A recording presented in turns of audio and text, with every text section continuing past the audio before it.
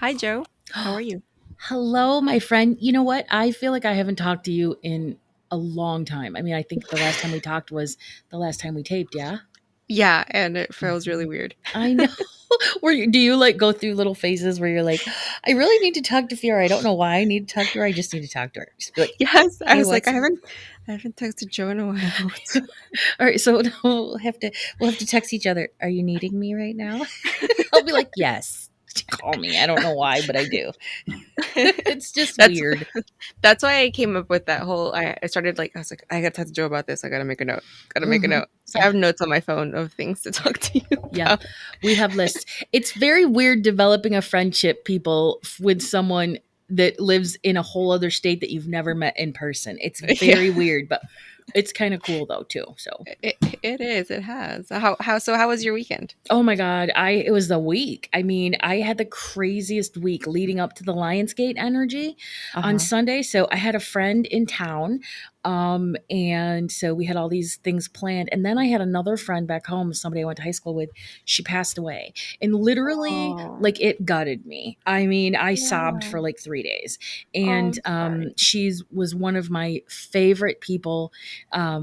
Just happy and funny and completely the opposite of me. She was a staunch Republican, Mm. just a Michigan fan. I mean, literally everything that I dislike about people in general, I loved about her. So very, very sad. And it was a bummer, but I was able to connect with her when I went to Cannon Beach on Monday and during a meditation, and she cleared some things up. So it's good. I'm in a Oh. good place now. But Saturday, then I went to Seattle for the first time, and that was Oh. really, it was a great trip. Seattle isn't what I thought it would be, Uh huh. and I realized that the Seattle that I want to see is not commercial at all. So, Ah. luckily, I live close and can go back, and so there's lots of really cool things we're gonna do. Like with one of my other friends, we're gonna do like a grunge tour, and she's gonna take me to like, Yes. I think it was Jimi Hendrix grave, I Uh-huh, yeah. think, yeah. Oh, okay, okay. And then we're gonna go to West Seattle and go onto the Puget Sound on the ferry Yes. and all these things. So, and it was just a one dayer. It's not enough Uh-huh. time to do all that in one day. So, No, yeah. I loved Seattle. I can't wait to go back. oh, okay. So we'll have to go back and do the grunge tour together Yes. because I know you'll appreciate it, and Mhm. you'll really love Laura. But Yes. um, just a cool city. But I expected it to be a little bit more like people walking around like with Doc Martens and coffee. It just wasn't like that. It wasn't as artsy, although we did go to what's the area that's very LGBTQ friendly. No, I I don't forget know the name the of it. areas. Capitol Hill. Went to Capitol Okay. Hill Okay. and some of the other neighborhoods. So once you get into the little quaint artsy neighborhoods, it's Uh-huh. it's like Portland has all these little artsy places. So Oh, yeah. it There was was cool. this bar we drank at, that was I think it was in Capitol Hill, and it's actually built into what used to be a funeral home. It Oh, used to oh, be a what? mortuary. Shut Yeah. up. It is so cool. Yeah. Okay, so when you have a couple drinks in you, do your intuitive abilities start to like flare up? Um, maybe. I mean, I remember us sitting there and I was like, "Oh, that's where they used to take the bodies into." And I'm like just You just yeah. knew So things. yeah. Yeah, yeah. Hmm. But it didn't freak me out. No. It doesn't scare me, I guess, just because like exactly what you just said, like although you had this friend pass and you have a reaction that's a totally normal N- human reaction, Yep. but you know that you can still connect with her, Yeah. and it gives you this whole different understanding of life and of Yep. the other side and death and all that. So yeah, it doesn't freak Yeah. me out. No. Yeah. No. It was a very beautiful connection. Like Mhm. I said, I was on the beach.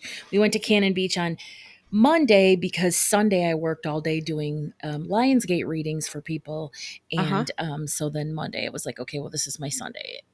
And then Yeah. just it was just beautiful. My friend took a walk, and so I used the opportunity to I was just gonna meditate, and then all of a sudden there she was with her beautiful smile, and I'm like, look at you busting in on my time off. Like, of course, here you are. But I was really grateful that she popped in. So, what about That's you? cool. What sort of week did you have? Well, first of all, okay, do you remember how Erica said that she didn't put mosquitoes in her book because they bit her in the Yucatan? Yeah, I I do. God, I my legs are like flared up right now Mm-mm. with mosquito bites to the point where they have turned into bruises. Oh Like it no. is so bad. Like it is so bad right now. I can't take it. And yeah, so I'm struggling with freaking mosquitoes. And every time I think about them, I'm like, you know what? I'm glad Erica left you out of her Right. book. That's what you get. You assholes. Asshole skaters. uh but on was it, I think it was Friday, no, it was Thursday night of last week. I woke up at like 3:30 something, 3 something in the morning. I didn't look at my phone. Like I purposely when I sometimes when I wake up in the middle of the night, I purposely will not look at my phone because that's just gonna make me really wake up. So I tried to just like not. So I was just tossing around in bed. And I'm like, I can't sleep. I can't sleep. And then I finally looked at the phone and it was 3:33. And I'm like, aha, okay, Ah. funny. And tried to go back to sleep, could not. Like I did breathing exercises. I did the this meditation where you relax like each part of your body, starting from your forehead down all the way to your toes. Did that, still could not. And looked at the clock again, 4:44, and I was like, I need to go to sleep. I need to go to sleep.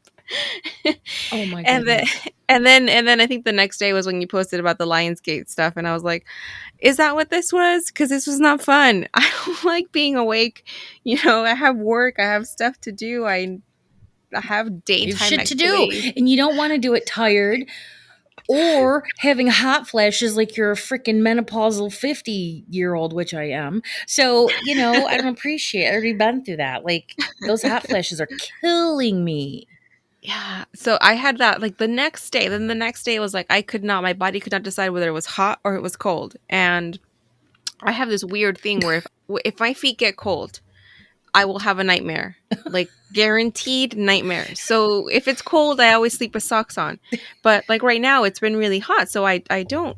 And yeah, God, it's just one night I'm like I take off all the sheets and now I'm cold. And then Yep. put them back on and now I'm sweating. And it's like, Yeah. I'm not happy about this. No. Yeah. And are you guys gonna have you guys going through a heat wave as well? Still, yep, Yeah. yeah, Oh, it's still, it supposed to never be in went away. triple digits. Yeah. Yeah. Yep. Yep. Today, tomorrow, the next day. Well, the next 4 days it's gonna be in like the hundreds here. The hundreds. That's no big deal. No big deal. Ugh. This weather. It's been the most perfect summer, but my God, there's You too just get much those perfect. it's you get those little spikes of stuff, yeah. Yeah. So what else is good? I'm reading a new book called Bringing Your Soul to Light, and it's all about past lives and life between life. And so there's some really amazing, sort of profound insight in here. It's by Dr. Mhm. Linda Backman, and she's a licensed psychologist and a past life regression therapist. So it's really super good, really good. I picked this up at one of the local bookstores the other day, and which was weird. I'm like, why am I picking up this book? I have 1,000 on this topic, but Yeah, God, yeah. boy, it's like because it's giving me new insight into the same old topic, which is awesome. So Mhm. Yeah. other than that, though, that's it. I got. So there were a couple things that were going on social media over this last week, and I didn't want to tag you on anything because I was like, no, I'll just talk to her about it because sometimes I feel like, first of all, it's just drama, right? Like it's sometimes it's just feeding into drama, and other times I'm like, if I tag her or if I send it to her, now I'm giving this person more gas, and I don't want to do that. Um. Interesting. So okay. So first thing. So without calling out any names, There's this guy who wrote this book about witchcraft and how it relates to like the American experience, especially those of us who are immigrants. children of immigrants, maybe first generation, and how we relate to witchcraft and religion. And I read part of the book. The first part of the book resonated really well with me because I was like, "Oh yes, this is my experience." But then it went on to be like teaching people how to pray the rosary and like veneration to saints and stuff, which is all good and great. Like I'm not shitting on it, but that's not for me. Right. There's a reason why I stepped away from organized religion in the first place, and Right. it's because I don't like being told what to do. I don't like rules. I don't like any of that stuff. So I and even the term witch or bruja, witch in Spanish, I don't necessarily put it on myself, but I guess if loving animals and doing candle veneration and following moon cycles and believing in astrology and all this stuff makes me a witch, then I guess I am a witch. Sure. But you have every right But to call yourself and identify with whatever quote unquote yeah. label you want to. So, Yeah. So anyway, so the argument stemmed from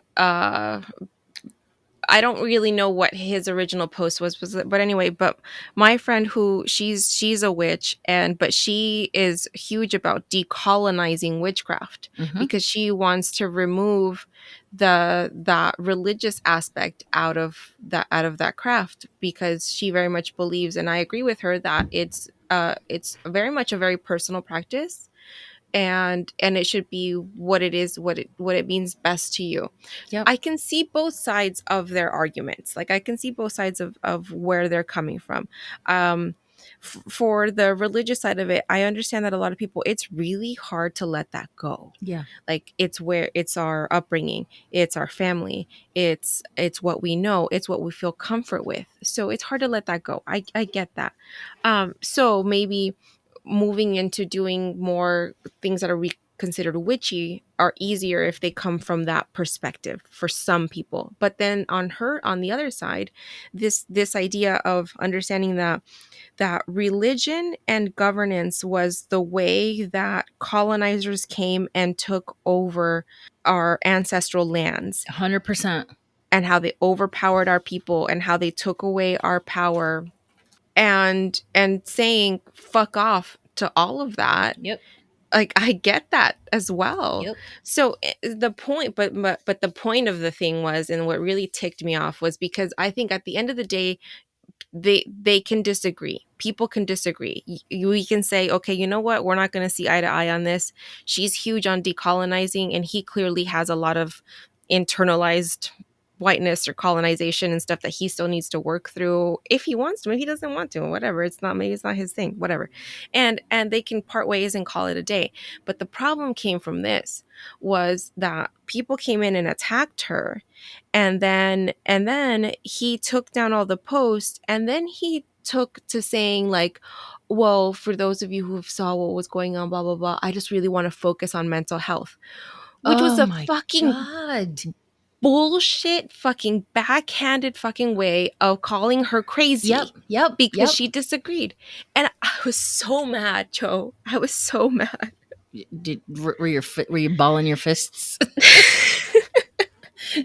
Yes, because like I said, you can disagree, but then the other thing that irritates me about that as well is like, he's trying to come off as like, oh, I'm like taking the higher road and I'm gonna be the bigger person. Like, let's focus on mental health and let's blah blah, let's do this, but telling someone to go focus on their mental health in that way after you've just had an argument with them or a discussion with them and where you disagreed is just a backhanded way of calling them crazy. It absolutely is.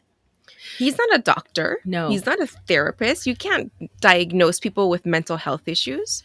Did she have a response to that? Yeah. Yeah. She's had several responses, and we've since, like, I know I unfollowed his account because Yeah. I'm not doing that. I'm not getting involved with that. Or I'm also, again, not gonna gas anyone up for that kind of stuff, which is why some people will know who he is and others will not. And you know what? It's fine. It doesn't matter. Yeah. So that was the thing. All right.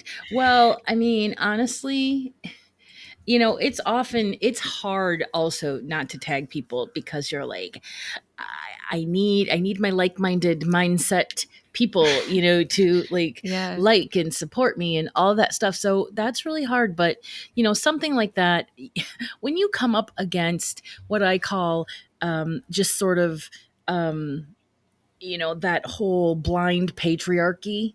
Oh yeah, yeah. Yeah, It's indoctrination to yeah. an idea. Uh-huh. Yep. When you come up against that, it's difficult, and so yeah, you did what I would have done, which is like unfollow. But then Yeah. I like to stick around to see is anybody else going to come in and like really like make a comment that I can be like, yes, this is Yeah. exactly what I meant to say. But Yeah, make a valid point, and then you heart the comment that you But too, I mean, seriously, he probably had, how many of his followers, like probably thousands that were there to like be like, he's awesome, you leave him alone. Oh, sure. Yeah, definitely. Yeah. Yeah. Yeah. Little bitch. I'm sure. So here's another thing that happened, or that I noticed, and I think this was really important for us to bring up. So I've noticed there's been a few. I come upon them sometimes on Instagram, a lot of times on TikTok, and it'll just be people who are like channeling something and say like, I had this channel come in, or I had this thing come in, or whatever, this message come in this morning, and it was saying how basically apocalyptic shit, saying like, oh, like we're headed towards this blah blah blah, and we're headed towards this bad time, and all this just like real negative, Right. heavy, fear-based Fear-based stuff. fear-based nonsense Yeah. is what I call it. Yeah. So somebody pointed out on kind of the other side of it, talking about how people need to be careful that they're not channeling, or if they are channeling, polarized beings with an agenda to spread fear. Okay. All right. Well, I mean, okay. I'm not gonna comment on that yet. Keep going. So what he was saying was that when someone is keeps getting these transmissions or these channels of information that are essentially messages of fear, that person who's taking in this message needs to question, who are you, who is this being, who are you channeling, what is your point, what is the point of this, what is the point of this message, because all you're doing is you're spreading fear. Right. Right. Well, I mean, first off, is the channel real? Do you know what I mean? Is the being that they're channeling real, or is it their own ego? Is it, you know what I mean? I mean, but then Mhm. there are lower beings, lower energy beings, and I would assume that they would have the same ability to, induce channels just like those Mhm. higher level beings do. So, who's to say? I don't know. That's not my experience, so I don't know. But whenever I hear something like that, I keep scrolling. I roll my eyes. The Yeah. seven in me is like preposterous, right? And I roll my eyes and keep going, and it's not a vibrational match to me. So I'm like, whatever. Yep. Yep. If people are in that fear based ideology, when it Mhm. comes to spirituality and messages and stuff, I mean, there's the only thing they can do is work their way out of it. Really, Mhm. we kind of touch on that in today's topic, but it is what it is, and it's too bad that that's out there because one of the things within the whole dark night of the soul phase Mhm. is realizing that you're really living fear based in almost every area of your life. And if you are, you're going to resonate with that shit. Yeah. So, Yeah. on one hand, it's like, yeah, this is bullshit. But on the other hand, it's like, oh, I'm so sorry that you are there, that you take that. You know what I mean? Yeah. So Yep. you don't, right? You're like, No. No, I don't. No, I see it. I'm just like, really? Do mm-hmm, you really believe that? Like, just yeah. whatever. You do you. Just make a noise like, and keep going. I really dismiss it. Like, ugh. Anyway, but All yeah. right. Um, do we have any announcements? I mean, Uh, just Journey the Wild is still open for registration. And again, all the details are on our website. Oh, I wanted to talk about something really quick about okay. this is relating to Journey the Wild. 2 nights ago, I had the most beautiful experience with with Hape, with Rape. It was like just freaking magical. I can't even Oh, explain it. It was I think it was like I guess what a kundalini awakening feels like, because it was just I felt like my root chakra just light up, and then just all the energy just flow up through my that's a crown. kundalini. That is a kundalini. Yes. Yay, Yes. that's so beautiful. Yes. So I say this relates to our to the retreat because I will be administering rapé during the retreat. So, Yeah. yes. A couple times, yes. Yes, Yeah. yes. Mhm. So just to break this down, we have three. We have Friday, that's the opening ceremony, and we're doing two plant medicines that night or just one? Yeah. Okay. Yes, because Yep. we'll be doing cacao and rapé. And then Saturday, we're doing rapé again, and then the Mushrooms. microdose, yep, Mhm. of mushrooms. And then Sunday, rapé or hape? Sunday would be the meditation in the morning and probably Meditation in the with morning. rapé. Yes. Okay, Mhm. all right. Um, because that is a Amazonian tobacco. Yes. Okay. Mhm. Yeah. All right. See, I'm learning here. So that's it. You know, that's sort of what you guys can expect if you sign up for this amazing um, weekend. So we'll talk more about that. I'm excited. Yeah. Yes. Today, we're going to talk about the dark night of the soul. Oh, I'm so excited for this.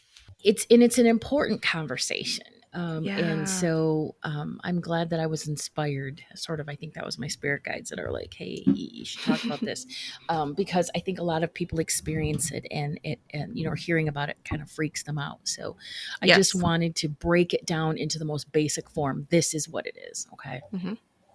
So, the Dark Night of the Soul, just to give you a little history, it's a concept that has been discussed for a long time, thousands of years, and Uh-huh. it's typically associated with a poem written by Saint John of the Cross. Okay, Okay. and he was a Spanish mystic. He was a Mhm. Catholic saint, and he was a priest, and he was known for his spiritual writings. The dude had everything that he had all sorts of shit going on.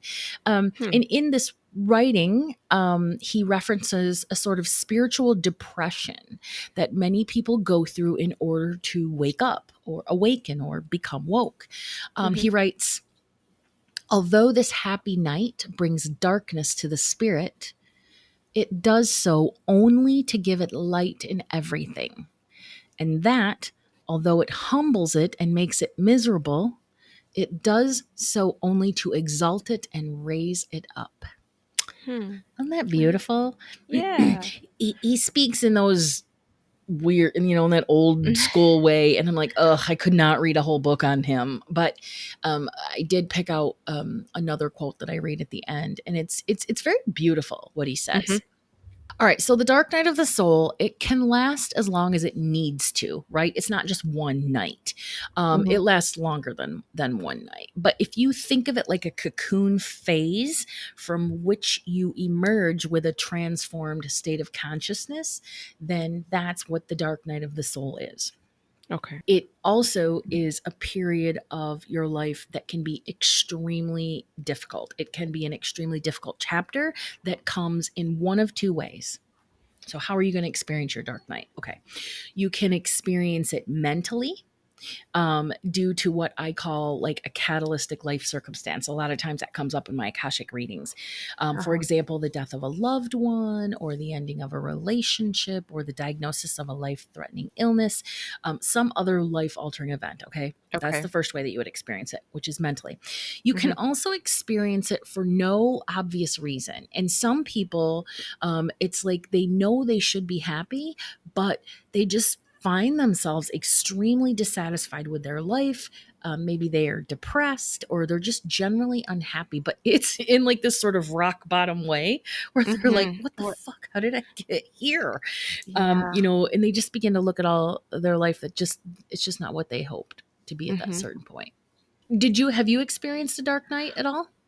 Several. So I Several. know just when you mentioned like when you lose a loved one, I know when my dad died, because my dad died very suddenly in an accident. Yeah. Oh. Um and so my dad was a person where like he was very a very faithful person, Yeah. where he always carried his saints with him. He always had something, in his car, like in protection. He wore like protection amulets and stuff, and all this. And so it really made me question, like, how how could this happen to such a good person? Oh, yeah. And and all that. And it really made me question the idea of God, and just all of that. Yeah. And if anything, it drew me away from the church. Not that I was really like inclined to be close to it in the first place, but I know some people in those times, they lean in more to their faith. For me, it just Pulled pushed me you away away. from it even more. Yeah. Yeah, I remember being in church for the wake. I was in church for the wake, and I'm remembering how much I hate church and how Hmm. boring it is. Hmm. And I'm like, it's my dad's funeral, and I'm crying Yeah. and I'm sad, but also this fucking sermon is the worst. Like, I felt that at my uncle's too. I was like, he would hate this. He would think this is the worst. yeah. I've had that, and then also the relationship things, and also the last one where you said your life is great or your life Right. is great on paper, Yep. but for some reason there's this tug at your Yep. heart where you're just like, but I'm just not Right. happy. Right, Yeah. right. So I experienced my dark night phase due to a little bit of both of those, which Mhm. is normal too. I went through a really painful breakup, Mhm. which was the catalyst for bringing my attention to all of the other areas of my life that were incredibly disappointing and certainly not where I'd hoped to be at that age. Mhm. So, as a result, it was a really low and lonely point of my life. But you know what? In hindsight, it was exactly what I needed in order to get my shit together. And that's what I looked at it. Like it was the Mhm. universe saying, okay, get your shit together, right? Because you're not going to you don't want to keep experiencing this. Now, not Yeah. everyone's higher self is as emotionless and uncaring as my Capricorn higher self is. But I respond to that sort of, kick in the ass Tough rather love. than Uh-huh. right, right. The whole, Uh-huh. oh, let me hug you. No, fuck off. Don't touch me. Don't do that. So most people who've gone through that dark night of the soul, they realize they had to go through their dark night. There was simply no other way. What it does is it helps you objectively, if you look at it in the right terms. And this is really what why I want to talk about this topic, so people can start looking at these events in their life not as the universe sort of punishing them, but look at them in through a more objective eyes, and Yeah. see the life, if the life that you have created, to help you realize how deeply you no longer want any of it or some of it or a portion of it, right? Yeah. Yeah. So it's often necessary in order to get to the point where it's time to do something about it. So Mhm. one of the things that has been so obvious through the dark night of the soul, which really honestly it's very similar to the process of awakening. It's just that really intense phase is what's called the dark night of the soul. Mhm. um, but the human journey from maybe to full acceptance, it can take a number of years, but not all of it's bad. And depending Mhm. on how your dark night is triggered, you can experience tons of different things, as your awareness transforms. So I have a lot, but I'm only going to touch on about 6 of them Okay. in this episode, but I will post the entire list on the socials, so you Okay. guys can see, our listeners can see all of it. So these are the type of experiences that you might be taking part in if you are in the throes of a dark night of the soul, Okay. or what it might feel like. So the first thing is that you begin to want to connect with others at deeper levels for more authentic relationships. You just realize that your relationships are unsatisfying, and that superficial connections, they really, honestly, for me, they feel exhausting. I hate small talk, and I hate people. I don't hate people. I hate having to engage people that I don't feel any sort of connection with. It exhausts me. Yes. And then you also start to identify those people in your life who take and drain and overwhelm without giving back. So that's a really good clue that you're experiencing what I call the dark night. Now, as a result of that, your relationships and people might fall away. Now, that's called the culling period. Okay, so in science, culling is the process of eradication in order to prevent contamination. So it's similar, it's a very similar process. So, yes, Oh. so you can think of this culling as your higher self or the universe. It's sort of giving you the space to awaken and go through this without the influence of those who aren't on the same path. And, Wow. basically, that's why this period can feel a little lonely. It can actually feel really lonely. But, Mhm. you have to understand that it's temporary. And the process of awakening or this culling period, it actually brings members of your soul family to into your life. And those are the most authentic connections that you can have. So, you might think, like, for me, I belong to a very large friend group. We'd known each other and been connected since, like, school, like kindergarten, like first Uh-huh. grade, seriously, like. Wow. And 90% of them I just, there was no contact with, and it was very lonely and very sad, and I felt like, but all of them that I really truly cared about are back into my life again. Mm. So the rest of them are not, and I don't really care now. I mean, it's not that I don't, I'm like, you know what I mean. It just didn't matter. It No, just no, it's no, it's yeah. like, I wish them well, but I just don't wish them in my life. All right. So, um, the next thing that happens is that you begin to resonate more with like spiritual ideologies, right? That old fear based system. This is what we were talking about earlier. That old Mhm. fear based system of religion in which you pray for mercy, it just doesn't cut it anymore. Yep. You become interested in learning more how to master your own mind and develop that inner power and find your purpose in all of those things. You also begin to notice sort of intuitive nudges that it's time to stop running away from your challenges and fears. And you begin to sort of feel that importance of learning to work through the emotions attached to those fears. So, that's where sort of like, shadow work comes in. Yeah. You also begin to discover your inner child and you begin to learn what that inner child didn't receive, and then Yeah. learn how to start giving that it needs. And then one of the final things that you realize as you start moving out of this dark phase is that, in order to fully step into the person that you are meant to be, that you want to be, you really need to commit to this. Mhm. Commit to healing and transformation. And those are the people that engage in shadow work and find, therapy and really become self aware. So, Yeah.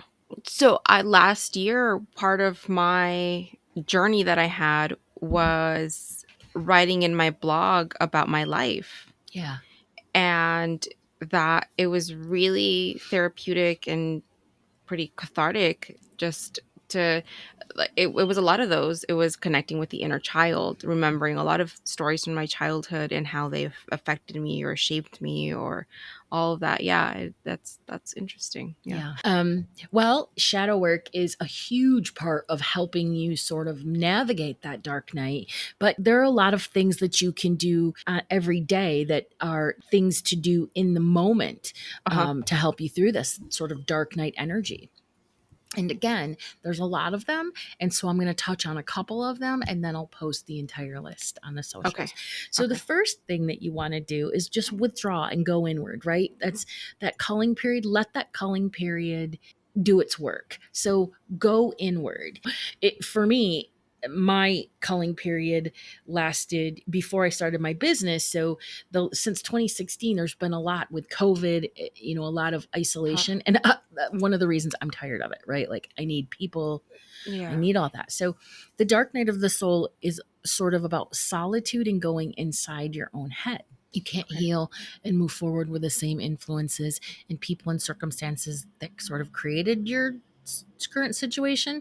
So the solitude is about getting to know yourself in ways that you hadn't before. Yeah. Meditation, self-awareness, all that stuff. So that's a good thing. So embrace that Mhm. solitude. Yeah.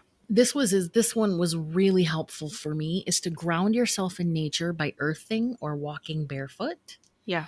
As a Capricorn, I'm an earth sign, and so that was super helpful.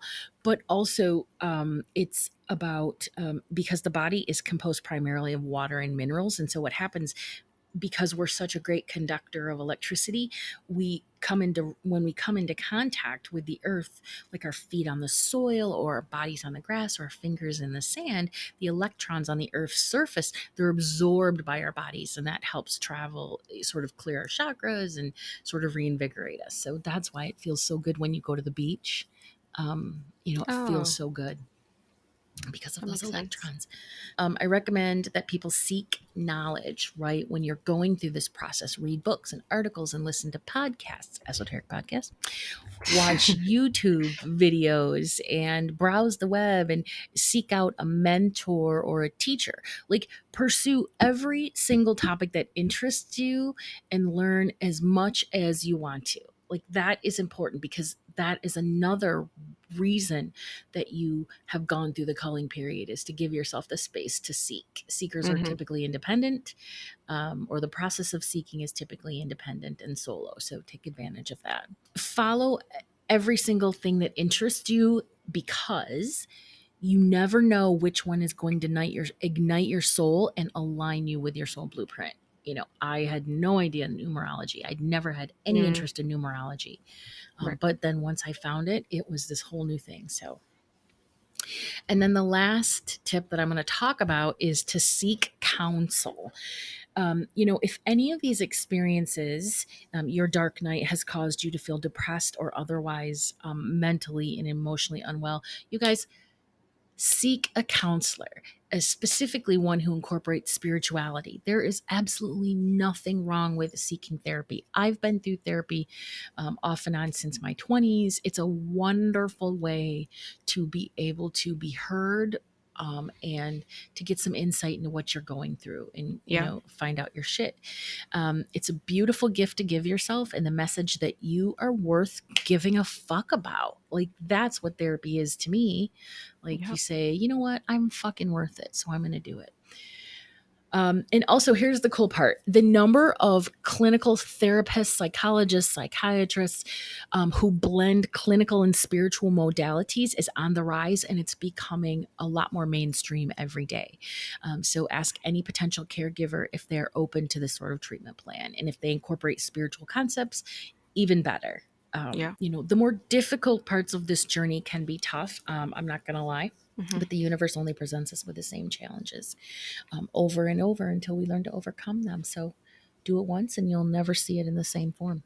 That's very true. Yeah. Okay. So, what about you? What helped you through your dark night, Faye? Oh, I've done a so I did go to therapy. Therapy helps a lot, and that's one of the things I wanted to mention, because I went to therapy at different times in my life. Like when my dad passed, I felt like it was really important for me to go through therapy, and it was helpful because that was in a group setting. It was grief counseling in a group setting, and just hearing other people's stories about that relation, Right.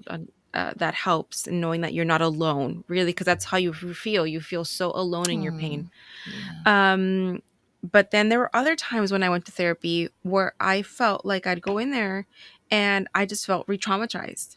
Yeah. I'd go in there and I just like, okay, I'm going to tell you why I'm here. And then I'd tell the story, but then I'd feel like, okay, now I just told you. And now I just feel like I'm sad here again, but Hmm. there's nothing good coming out of this. What is this? And so I did that. I actually did that with two different therapists at two different times. So by the time I went to the third one, I like from the get go, I was like, look, I've done therapy before and I feel like it doesn't work for me because of XYZ. And I told her exactly what had happened, my experiences were.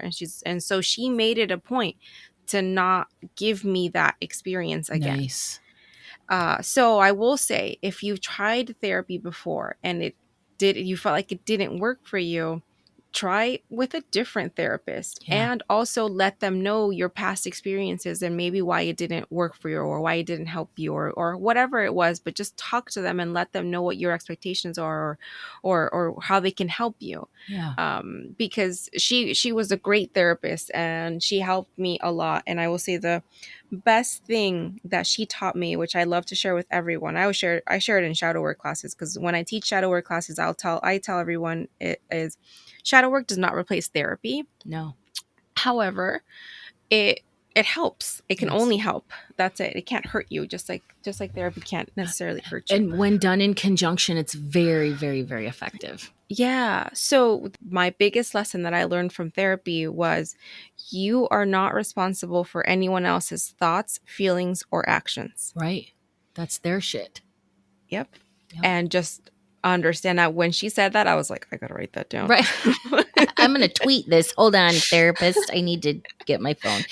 Um, well,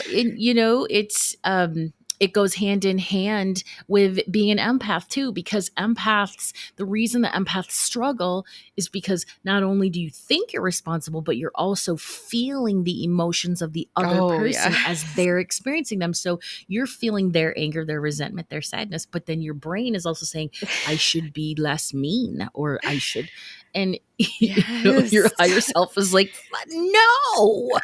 It's hard. It's hard when you can feel what the pain, you're causing. You're quote unquote inflicting, unless if Yes. it's not, when it's not deliberate. When it's Yeah. deliberate, it's like, huh. Well, oh no, that's a Capricorn thing. Uh, all right, well, Yeah, wonderful. so So you had a good support system to get through yours. I I did, and I've been through a few. The other one that I've talked about a lot was when I decided to take responsibility over my fitness and my body. Yes. Because that was when I was like I was like maybe 25, 26, I think, and I had recently had a baby, and I was at the highest weight I'd ever been at, and I just felt awful about myself. And that wasn't enough. It was then something else that happened that like really just pulled the rug out from under me, where I was like, "You know what? Fuck this. I need to take care of myself." And it was that. And it was just that. It was me taking responsibility over myself, over my happiness, over my well-being, over my appearance, just everything, just Mm-hmm. taking responsibility and owning it and doing something about it, because Yes, no one taking else action. can do yeah, no one else can do it for you. No. It's just you. It's just Yes. you and your body. It is. And the body's also connected to the spirit. So Yeah. ask your higher self for help. Like that time when you said that you asked your body, please stop making me crave the things and Right. then give me good Mhm. things to crave. That was a Yeah. game changer for me. And now it's my body's like, if I eat something that it knows that I know that it doesn't, then my body's like, see, you're a dumbass and you're on your own now. Ah. Mhm. We tried. Your spirit guides are out there like, "Well, we tried, whatever." Tough love. Tough love. Okay, well, deal with the shits or whatever.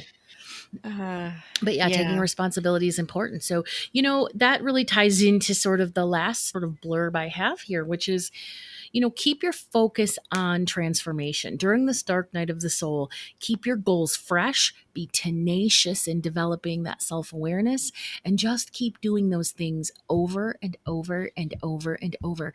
And listen, I promise you, I can't make a lot of promises in anything. But I promise you, you will reach a point in your journey where life starts to feel a hell of a lot easier, and you start seeing the results of just more joy and abundance and prosperity. And because that's the whole point of being going through the awakening process, is to get Yeah. to that point.